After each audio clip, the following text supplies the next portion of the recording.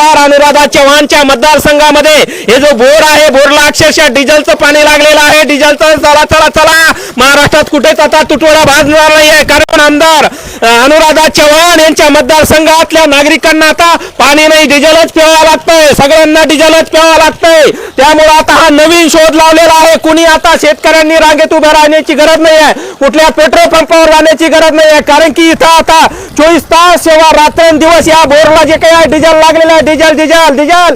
पाहू शकता कलर कसा आहे, मस्त छान आहे. पालकमंत्री संजय शिरसाट, मुख्यमंत्री देवेंद्र फडणवीस. पाहू शकता छत्रपती संभाजीनगर शहरात नवीन शोध लागलेला आहे. कोणी या बाटल्या भरून जा, कोणी या कॅना घेऊन जा, आपल्याला पैसे 1 रुपया लागणार नाही. विनामूल्य सेवा फक्त छत्रपती संभाजीनगर शहरामध्ये फुकट मध्ये जय जिजाऊ नगर मुकुंदवाडी परिसरात आमदार अनुराधा चव्हाण यांनी सुरू केलेली आहे. जमिनीतून नवा शोध लागलेला आहे. आता इराण, इस्रायल, अमेरिका, रशिया यांच्याकडून आता डिझेल आणण्याची गरज नाही आहे. कारण की डिझेल आता विनामूल्य या ठिकाणी या भागात भेटणार आहे. पाहू शकता ओरिजिनल डिझेल आहे, पाहू शकता ओरिजिनल डिझेल आहे आणि कुठल्याही प्रकारचा याला कर आकारणी केल्या जाणार नाही आहे. विनामूल्य सेवा मुख्यमंत्री देवेंद्र फडणवीस. ही बघू शकता आपण, ही बघू शकता डिझेल आहे, हात लाव, पाणी आहे, डिझेल आहे, डिझेल डिझेल. आपण याच्यात टाका परत, मुकाट आहे. 100 रुपये लिटरनं तुम्हाला पैसे द्यायची गरज नाही आहे.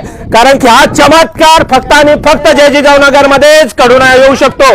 आपण आणखीन दाखवून बोरला डिझेलची खदान लागलेली आहे, डिझेलची खदान आहे. इराण, इस्रायल, रशिया, अमेरिका कुठल्या देशात आता जायची गरज नाही आहे. कारण की आता कसं काय लिटर आहे डिझेल आहे साहेब, इथं 20 वर्षापूर्वी एक कलर फॅक्टरी होती बाळापूर शहरामध्ये. ती बंद होऊन 20 वर्ष पूर्ण झालेले आहे, तरी पाणी कमतरता होत नाही. पाणी पूर्ण पिवळच येतंय बोरला, पूर्ण पिवळं येतं बोरला. डिझेल आहे, डिझेल पेट्रोल सारखं पाणी आहे. एकाच कामाचं याला मुख्यमंत्र्याला रांगा लागल्यात नसतात. आम्हाला पाण्याची आवश्यकता आहे. लाईट पाणी म्हणजे नळाला पाणी नळच नाही इकडे अजून, कनेक्शन नाही आलं कनेक्शन अजून. पाण्यानं सारी अंगाला खाज येते बरं का, खूप खाज येते. आणि लहान लहान लेकराला कशा आंघोळी घालायची आम्ही, आमच्याकडे 2 महिन्याचं बाळ आहे, आम्ही आंघोळ कशी घालायची बाळाला ह्या पाण्यानं. आणि याचं पाणी कवर लोक आणायचं, आम्ही झारचं पाणी कवर लोक आणायचं लेकरांसाठी. मग तुम्ही आम्हाला नळ द्या ना, इथं तुम्ही नळ का नाही देऊ शकत? हा, आमदार अनुराधा चव्हाण आहेत, त्यांना सांगा ना डिझेलची खदान लागली नाही. मग त्यांच्याकडे हे देऊन आपण बाटल्या भरून नेऊन देऊन त्यांच्याकडे तुम्ही प्या ना मला पाणी, त्यांनी आंघोळी करा बरं. तुम्ही करू शकता की आंघोळी, तुम्ही आम्हाला का बरं करताय असं? मग तुम्ही नळ का देत नाही आम्हाला? आम्ही तुम्हाला मत देत नाही का देत नाही तुम्हाला मत? हा, मग तुम्ही का नाही देते आम्हाला नळ? काय सांगायचं काका या डिझेल बद्दल? काय सांगायचं, अनुराधा चव्हाणला भरून न्या आणि विक्री करा, अजून करोडपती बना. या वस्तीमधली सुविधा जशा आहे तशा राहू द्या. अहो हे आमच्या गल्लीतले रिक्षावाले चांगले, एखादं जर आजारी पडलं तर ते रिक्षा टाकून घेऊन जाते. त्या रिक्षाला लोटाला 4 माणसं मागून राहते पावसाळ्यात त्या रिक्षाला लोटाला माणसं लागेल ना साहेब, ते रिक्षा फसते ना. आजचे दिन आले ना आता, अत्यंत चांगले दिन आले म्हणा. अजून तुम्ही 4-4 एसी बस बांगल्यात राहा म्हणा. आणि सर्वसाधारण नागरिक बघा तुम्ही आता हे पाणी एक बोर्ड लावून टाकला ना डिझेल विक्री आहे म्हणून. अहो डिझेल विक्रीत आमच्या कॉलनीमध्ये पत्राचे शेड, लोक आमच्या पत्राचे शेड सगळं उचलून नेतील. त्यांच्या पत्राच्या शेड मध्ये डिझेल भरून ठेवलं म्हणून. आणि बघा साहेब काय सांगायचंय ताई डिझेल विक्रीला? डिझेल भरपूर महाग झालेलं आहे. आता हेच डिझेल म्हणून घेऊन जा मग म्हणा, डिझेल फुकट घेऊन जा आमच्याकडून म्हणा. अनुराधा चव्हाणला काय सांगणार आहेत? तेच म्हणते ना, इथून फुकट, आमच्या इथून फुकट घेऊन जा म्हणा. इथं तुम्हाला डिझेल महागच झालेलं आहे, तर आमच्या इथं फुकट येते. पिण्याच्या पाण्याची काय अवस्था आहे तुमच्या? पिण्याचं पाणीच आहे, आम्हाला जारचं पाणी विकत आणावं लागतंय आणि आंघोळीला हेच पाणी वापरावं लागतंय, घाण पाणी. काय आजी फार निराश दिसायल्यात तुम्ही? मग काय करणार आहे, असं पाणी असल्यावर निराश नाही राहणार तो काय राहणार? हे लोक येतात आम्हाला मत द्या, आम्हाला असं करा, आम्ही सगळे लोक मत देतो आणि अशा पाण्याने आम्हाला आंघोळ करावं लागते. खाजू येते अंगाला, दरवेळेस दवाखान्यात लहान लेकराला दवाखान्यात न्यावं लागतं. उलट नशीबवान आहेत तुम्ही आजी, डिझेल ना आंघोळ करायला रोज तुम्ही. मग ते आलंच ना, ते डिझेलच करावं लागू राहिले ना. लोक निवडून गेले आणि झाले त्याचे ते ये. रांगात लागायची गरज नाही, तुमच्या दारात, घरात आणि जमिनीत डिझेल आहे. जेपर्यंत मत द्यायला आमच्या दार येतात आणि जेव्हा निवडून गेले की मग तुम्ही काही बी करा, मरा. मग असं मरावं लागतं ना. हा, काय सुविधा आहे? रोड नाही, काही नाही. पाऊस आला तो माणसाला उचलून नाही का तिथं रोडवर न्यावं लागतं, तेव्हा तिकडे जाते दवाखान्यात.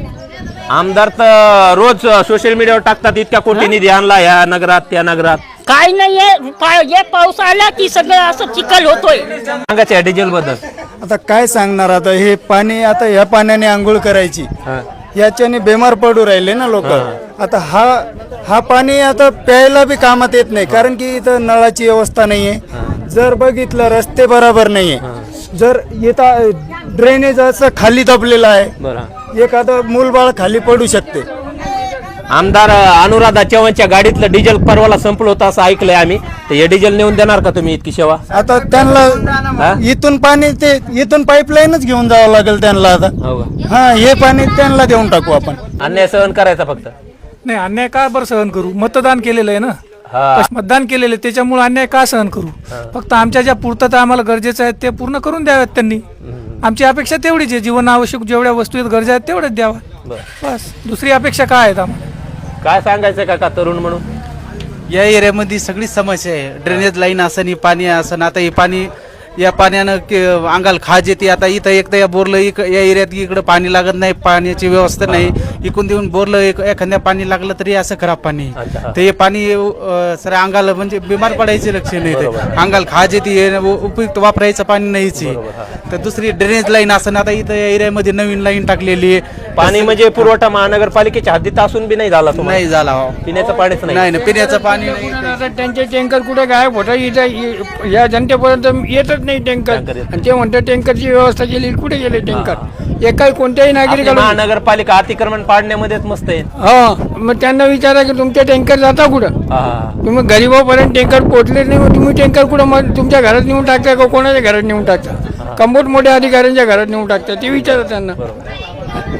आपण आता बोलबिंदास बोलच्या माध्यमातून ही बोलकी चित्र दाखवली आहेत आणि ही बोलकी चित्र म्हणजे एखाद्या व्यक्तीचा विषय नाही, या भागातल्या संपूर्ण परिसरातल्या सर्वसामान्य कुटुंबातल्या नागरिकांचा प्रश्न आहे. कारण की हे जे पाणी आहे ते केमिकल युक्त पाणी आहे आणि केमिकल युक्त पाण्याने आंघोळ केल्यानंतर त्वचेचे आजार बळावू शकतात आणि जीवितहानी मोठ्या प्रमाणात होऊ शकते. आणि या मतदारसंघाच्या आमदार अनुराधा चव्हाण कुटुंब आंघोळ करू शकतं, पण सर्वसामान्यांनी ते आरोचं पाणी प्यायला मिळत नाहीये, त्यांना साधं पाणी देखील मिळत नाही. आपली महानगरपालिकेने याचा खर्च करून 53 टाक्यांची उभारणी केली आहे आणि शुद्ध पेयजल पाणी आणल्याचा दिंडोरा मुख्यमंत्री देवेंद्र फडणवीस यांच्या गळ्यामध्ये मोठा जेसीबीने हार टाकला.